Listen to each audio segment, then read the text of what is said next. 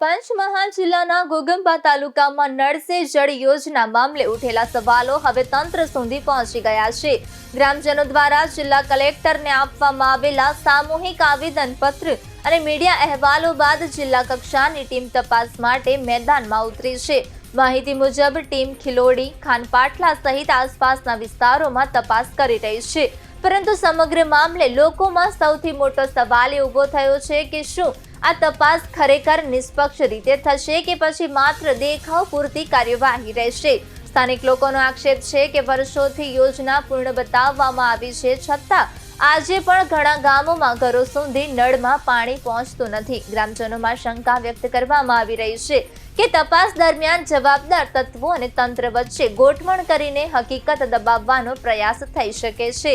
બીજી તરફ હવે તાલુકાના અન્ય ગામોમાં પણ લોકો જાગૃત બનતા જઈ રહ્યા છે। ગામે ગામ ચર્ચા ચાલી રહી છે કે જો પાણીની સુવિધા નહીં મળે તો વ્યાપક જન આંદોલન ઊભું કરવામાં આવશે।